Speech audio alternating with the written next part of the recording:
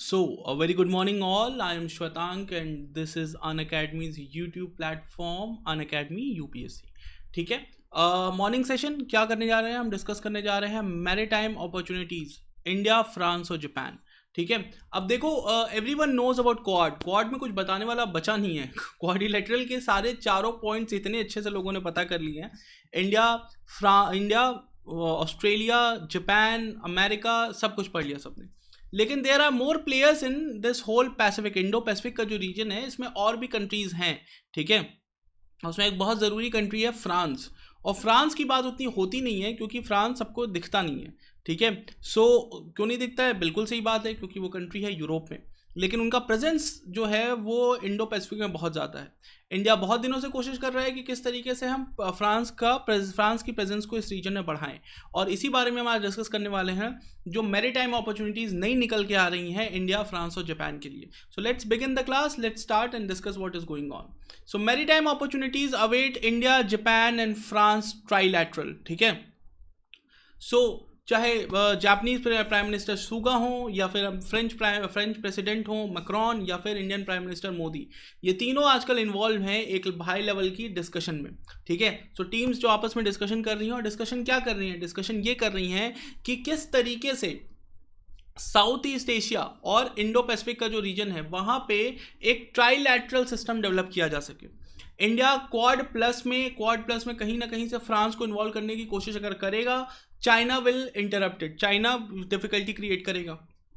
ज़्यादा कुछ कहेगा भी नहीं फ्रांस, क्योंकि चाइना एक इंपॉर्टेंट इकोनॉमिक पार्टनर है फ्रांस का. ठीक है, लेकिन फ्रांस इंडिया और जापान के साथ अलग से काम बिल्कुल करना चाहता है और कर रहा भी है. सो आइए उस बारे में हम आज क्लास में ज़्यादा समझते हैं. ठीक है, लेकिन आगे बढ़ने से पहले let me remind you again, अगर आप सिविल सर्विस एग्जामिनेशन की प्रिपरेशन कर रहे हैं and you are serious about your examination, make sure कि अनअकैडमी के प्लेटफॉर्म का यूज़ करें अपनी प्रिपरेशन में.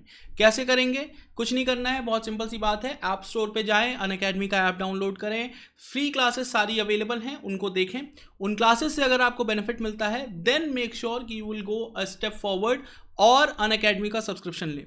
SPYT कोड यूज़ कर लेंगे, 1, 2 या 3 साल, what ever suits you better, वो आप सब्सक्रिप्शन ले लेंगे. EMI ऑप्शन आपके पास अवेलेबल है, तो कोई प्रॉब्लम नहीं होनी चाहिए. इसके अलावा प्लस और आइकॉनिक में आपको चूज़ करना होगा, इसलिए आपको वापस एक बार मैं बता दूं, आइकॉनिक सब्सक्रिप्शनशिप में आपको मेंटोर एक्स्ट्रा मिलेंगे who will guide you through the process. तो आपको कोई डिफिकल्टी नहीं होगी स्टेप बाय स्टेप चीज़ों को समझने में.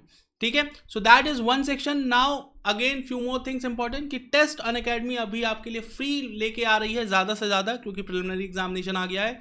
तो टेस्ट देते रहें, और साथ ही साथ चलिए अब आगे बात करें. ठीक है, कि मैरीटाइम अपॉर्चुनिटीज़ क्या हैं, क्या हुआ, क्या बात हो रही है. तो सबको पता है कि साउथ चाइना सी किसी से छुपा हुआ नहीं है, लेकिन साउथ चाइना सी को अगर हम एक दूसरे तरीके से देखें so it becomes very interesting. और ये दूसरा तरीका क्या है? ये अगर आप मैप देख रहे हैं तो ये एक फ्रेंच मैप है जिसमें किसी और पे फोकस ना करके फ्रांस पे फोकस किया गया है. तो अगर आप देखेंगे तो आप पैसिफिक ओशन में कई जगह देखेंगे कि फ्रांस का फ्लैग लगा हुआ है और एरिया ऑफ डोमिनेंस लिखा हुआ है. बेसिकली ये वो एरिया है जहां पे फ्रांस के आइलैंड हैं, ये वो कॉलोनियल आइलैंड्स हैं जो कभी फ्रांस ने छोड़े नहीं. ठीक है, पैसिफिक ओशन में भी और इंडियन ओशन में भी, आप लाइन से इनको देख सकते हैं. ठीक है, पैसिफिक ओशन में भी और इंडियन ओशन में भी. और साथ ही साथ इन आइलैंड के कारण फ्रेंच नेवी भी इन एरियाज में एक्टिव रहती है. अब फ्रांस का south east Asia, Indian ocean और पैसिफिक ओशन से जो रिलेशन है वो मैं समझा दूं कि देखो, फ्रांस में टोटल फ्रेंच इंपोर्ट का 17% जो है वो इसी रीजन से होता है. सिमिलरली फ्रांस का जितना भी वर्ल्ड में एक्सपोर्ट है उसका 14% इसी रीजन में होता है. ठीक है, तो ये रीजन बड़ा इंपॉर्टेंट हो जाता है फ्रांस के लिए भी. ठीक है, अभी आपको पता है कुछ दिन पहले न्यूज़ में आई थी बात कि कैलेडोनिया करके जो जगह है वो न्यू कैलेडोनिया, वहाँ पे अभी कुछ दिन पहले रेफरेंडम हुए. रेफरेंडम में न्यू कैलेडोनिया के लोगों ने कहा कि वो फ्रांस के साथ ही रहना चाहते हैं. ठीक है, और इसलिए New Caledonia is going to continue being a part of France. इस पूरे सिचुएशन के अराइज होने के बाद से फ्रांस और एक्टिव हो गया है इस पूरे रीजन में. इसके अलावा देखें, पैसिफिक में पॉलिनेशिया है, फ्रेंच पॉलिनेशिया कहते हैं इसको, वो भी फ्रांस के कंट्रोल में है. ठीक है, और इंडियन ओशन में तो बाकायदे काफ़ी सारे आइलैंड्स हैं ही फ्रांस के. इनके प्रेजेंस के थ्रू कभी भी चाइना या कोई और कंट्री फ्रेंच प्रेजेंस को गलत नहीं कह सकती है. Now let me explain you something very interesting कि यही फ्रेंच प्रेजेंस जो है एक ज़माना था जब इंडिया इसका अपोज किया करता था, और बिल्कुल किया करता था। अगर आप थोड़ा सा पीछे जाएं, और आप कब जाएंगे, कोल्ड वॉर ईरा में, यानी 1950s में, तो आप देखेंगे कि गवर्नमेंट ऑफ इंडिया बहुत ज़्यादा क्रिटिसाइज करती थी और ये कहती थी कि फ्रेंच गवर्नमेंट इन सारी आइलैंड्स को जल्दी से छोड़े, ठीक है। और तब ज़रूरत भी थी, क्योंकि इंडिया नहीं चाहती थी कि कोई भी कॉलोनियल कंट्री इंडिया के अगल बगल में दिखाई भी पड़े, और ये बिल्कुल सही बात थी। लेकिन अब सिचुएशन चेंज हो चुकी है। अब जो नई नियो कॉलोनिस्ट पावर है वो फ्रांस ना होकर वो चाइना ज़्यादा है, ओके। और इसलिए ज़्यादा ज़रूरत यह है कि इंडिया कोशिश ये करे कि जितनी भी ज़्यादा कंट्रीज़ को इंडिया इस पूरे रीजन में इन्वॉल्व कर सकती है वो इंडिया कर दे। उससे एक बेटरमेंट ये होगा, एक बेनिफिट ये मिलेगा लॉन्ग टर्म में कि इंडिया को जब भी कभी चाइना से डिफिकल्टी होगी, इंडिया के साथ खड़े होने वाले स्टेक होल्डर्स ज़्यादा होंगे। फॉर एग्जाम्पल भाई ऑस्ट्रेलिया भी वही उसी तरह की प्रॉब्लम फेस करता है इंडिया के साथ, जैसे कि चाइना के साथ जैसे कि इंडिया करता है। जापान भी उसी तरह की टेरिटोरियल डिस्प्यूट रखता है चाइना के साथ जैसे कि इंडिया रखता है। So there is already a kind of alignment between India and Japan and India and Australia when it comes to taking a stand against China. क्या वैसे ही सिस्टम हम एक फ्रांस के साथ भी डेवलप कर सकते हैं? बिल्कुल कर सकते हैं। उसके लिए बस हमें French involvement Indo Pacific region में बढ़ाना होगा। यूनाइटेड स्टेट्स भी इसका सपोर्ट कर रहा है, जापान भी इसका सपोर्ट कर रहा है, and India is pushing for it. So ये बेसिक चीज़ है जो आपको पता होनी चाहिए। चलिए, अगर हम यही बात कर रहे हैं तो हम एक और मैप देख लेते हैं, जिससे कि आपको ये समझ में आ जाएगा कि फ्रेंच नेवी की जो एक्टिविटी है इस रीजन में वो किस तरीके की है। तो अगर आप ध्यान दें तो फ्रेंच नेवी की सबसे ज़्यादा एक्टिविटी जो है वो चाइनीज़ बॉर्डर पे और बे ऑफ बंगाल में है, ठीक है। ये सारा रीजन तो ठीक है, ये तो पैसिफिक रीजन है, कोर पैसिफिक रीजन, यहाँ की बात नहीं हो रही। हम बात कर रहे हैं, अगर हम ध्यान देखें तो यहाँ पे देखिए जापान के नीचे, ठीक है, ईस्ट चाइना सी में और बे ऑफ बंगाल में फ्रेंच फोर्सेस, बोथ नेवी और एयरफोर्स, काफ़ी एक्टिव रहती है। अरेबियन सी में भी वो एक्टिव रहती हैं, ठीक है। तो ये वो दो तीन इलाके हैं जहाँ पे फ्रेंच फोर्सेस काफ़ी एक्टिव हैं। कोशिश ये की जाएगी कि फ्रेंच इन्वॉल्वमेंट जो है वो इस एरिया में भी बढ़े, ठीक है। ये जो एरिया है जिसको हम साउथ चाइना सी के नाम से जानते हैं, ठीक है, किस नाम से हम जानते हैं इसको? साउथ चाइना सी। ये वही इलाका है जिसको 9 लाइन का यूज करके चाइना क्लेम करता है। चाइना कहता है ये उनका रीजन ऑफ इन्फ्लुएंस है, and it is very much possible कि डाउन द लाइन आने वाले समय में वो कहेंगे कि ये उनकी टेरिटरी है या EEZ है, ठीक है, एक्सक्लूसिव इकोनॉमिक जोन। अच्छा, यहाँ पे ये भी बात समझ लीजिए कि यही स्ट्रेट ऑफ मलक्का से क्रॉस करके जब आप साउथ चाइना सी में पहुँचते हैं तो दुनिया का ऑलमोस्ट 30% जो ट्रेड है वो इसी रास्ते पे यहाँ पे होता है। तो अगर यहाँ पे चाइनीज इन्फ्लुएंस बढ़ेगा, so that will create difficulty for everyone, whether Australia, India, Japan, America, France, everyone. और जो छोटी कंट्रीज हैं, आसियान कंट्रीज, उनके लिए तो करेगा ही। So that is required, it's a responsibility on all the big countries to take a stand here, ठीक है। और इसलिए फ्रांस का इन्वॉल्वमेंट बढ़ाना जरूरी है। जब हम इस पर बात कर ही रहे हैं तो हम एक चीज़ देख लेते हैं कि भाई इंडिया और जापान मिलकर बहुत सारे काम कर रहे हैं, और इंडिया और फ्रांस भी मिलकर बहुत सारे काम कर रहे हैं, जापान और फ्रांस मिलकर बहुत सारे काम कर रहे हैं इस रीजन में। तो वो काम कहाँ कहाँ पे हैं वो आपको पता होना चाहिए। तो एक बार वो पूरी लिस्टिंग आपके सामने लिखी हुई है, जो आप स्लाइड डाउनलोड करके टेलीग्राम ग्रुप से पढ़ सकते हैं। लेकिन meanwhile let me explain you something more, और वो समथिंग मोर क्या है? Which are the important plans और इनिशिएटिव्स गोइंग ऑन। कौन से इंपॉर्टेंट इनिशिएटिव्स हैं जो जापानीज गवर्नमेंट इस इलाके में ले रही है? जैसे कि ईस्ट अफ्रीका, यानी अफ्रीका का वो वाला कोस्ट जिस पर टंजानिया, केन्या, युगांडा, इस तरह के कंट्रीज हैं, ठीक है, इथोपिया के नीचे वाली, वहाँ पे जापानीज गवर्नमेंट जो है वो स्पॉन्सर करके कई सारे प्रोजेक्ट्स बनवा रही है।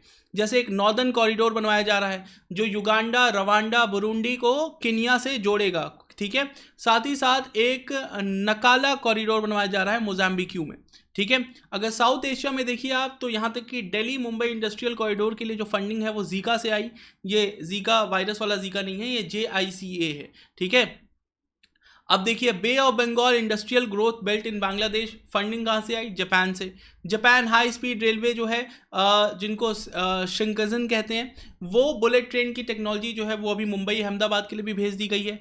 बात हो रही है कि वो बांग्लादेश को भी दी जाएगी, ठीक है। So this will grow and grow and grow, and overall अगर सारी कंट्रीज में कनेक्टिविटी बढ़ेगी तो this will be good for the larger run.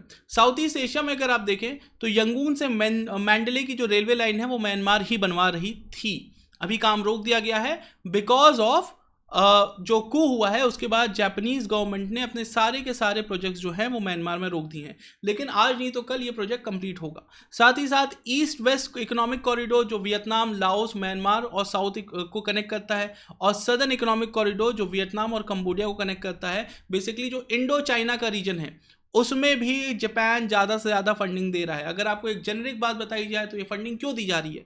ये फंडिंग इसलिए दी जा रही है ताकि चाइना को कहीं स्पेस ना मिले कि यहाँ आके फंडिंग प्रोवाइड करें, क्योंकि अगर चाइना ऐसा करेगा तो उसका लॉन्ग टर्म इम्पैक्ट जो है वो कंट्री लाइक इंडिया या कंट्री लाइक जापान पे पड़ेगा, क्योंकि इंडो चाइना में फिर चाइनीज़ इन्फ्लुएंस ज़्यादा बढ़ जाएगा। ठीक है, अगर आप वियतनाम के कई सारे पोर्ट्स देखेंगे तो उसको देखिए आप, ओवर द पीरियड जापान ने उसको टेक ओवर किया है, take over in the good sense, because वो इंडिया के साथ मिलकर इसको डेवलप कर रहे हैं। इंडिया की ONGC विदेश जो है वो ज़्यादा से ज़्यादा एक्टिव हो रही है वियतनाम के नियर बाई सी में। ठीक है, कई बार इसके कारण इंडिया और चाइना की डिफिकल्ट सिचुएशन भी आई है, लेकिन we are ready to take the stances making sure कि फ्री एक्सेस टू नेविगेशन बना रहे साउथ चाइना सी में।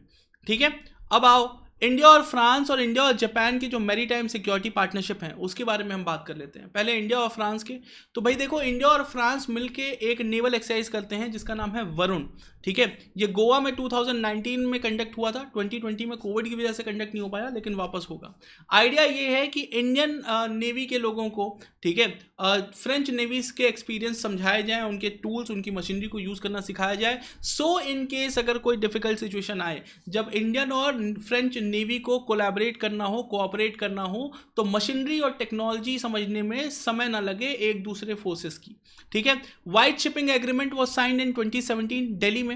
ठीक है, इसमें क्या हुआ गया, इसके थ्रू किया ये जाएगा कि आप वेसल्स को मॉनिटर कर सकते हैं throughout the whole region. मतलब इंडियन नेवल फोर्सेस जो डेटा है वेसल्स के मूवमेंट का, वो फ्रेंच नेवल फोर्सेस को देंगी और French naval forces Indian naval forces को।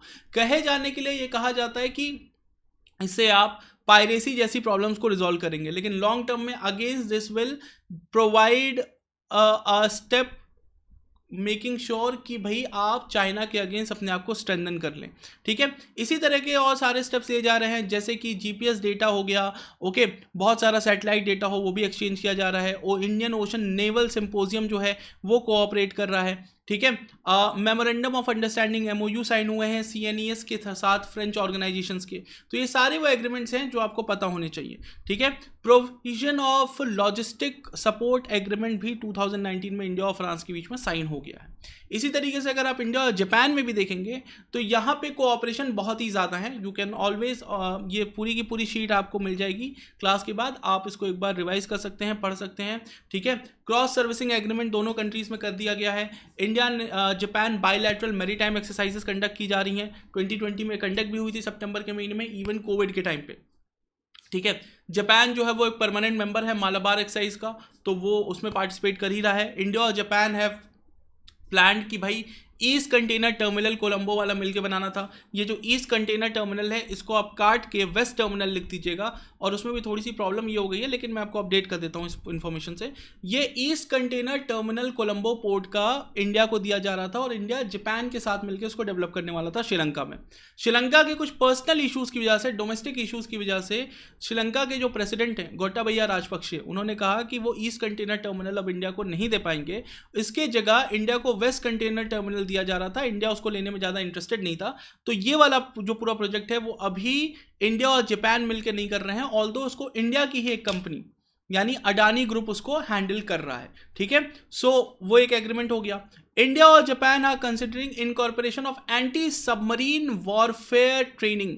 ठीक है, अगर ये एक बार शुरू हो गई तो इससे फर्दर डेवलपमेंट और नेवल अंडरस्टैंडिंग बढ़ जाएगी दोनों फोर्सेस में। याद रखिए, इंडियन नेवी अभी भी किसी और नेवी के साथ सबमरीन की ट्रेनिंग साथ में नहीं करती है, और अगर इंडिया जापान के साथ ही करती है तो इससे ओवरऑल बहुत बेनिफिट मिलेगा, क्योंकि जापानीज सबमरीन टेक्नोलॉजी जो है वो यूनाइटेड स्टेट से ही एक्सपोर्ट होकर आई है उनके पास। ठीक है, सो ओवरऑल इंडिया की कैपेबिलिटी इससे काफ़ी बढ़ जाएगी। सो ये कुछ इन्फॉर्मेशन थी जो आपको जानना ज़रूरी था। यहाँ पे आप इंडिया और जापान की प्रॉब्लम समझते हैं इंडो चाइना में, आई एम डैम श्योर, लेकिन फ्रांस का इन्वॉल्वमेंट और इसका ओवरऑल बेनिफिट क्या मिलेगा इन कंट्रीज़ को, ये जानना काफ़ी ज़्यादा ज़रूरी था। ठीक है, चलो, सो दैट विल बी ऑल। अगर इससे रिलेटेड कोई क्वेरी हो तो आप मुझे टेलीग्राम पे पूछ सकते हैं, कमेंट सेक्शन में लिख सकते हैं, और कोई क्वेरी हो आप अनअकैडमी के ऐप के थ्रू मुझे मैसेज भी कर सकते हैं। ठीक है, एक चीज़ जाने से पहले मैं आपको वापस से रिमाइंड कर दूं कि कॉम्बैट संडे को सुबह 11 बजे होता है, तो मेक श्योर करें कि हर संडे को आप सुबह 11 बजे आप कॉम्बैट में पार्टिसिपेट कर सकते हैं। 60 मिनट 60 क्वेश्चन और आपको रैंकिंग मिलेगी ऑल इंडिया, तो ये इससे बेटर आपके लिए कुछ नहीं हो सकता प्रीलिम्स के 2 महीने पहले, ठीक है। सो मेक श्योर कि आप इसमें पार्टिसिपेट करें और ज़्यादा से अच्छा स्कोर करें। Okay, so that will be all for this class. Let's meet tomorrow morning and have a nice day. Thank you.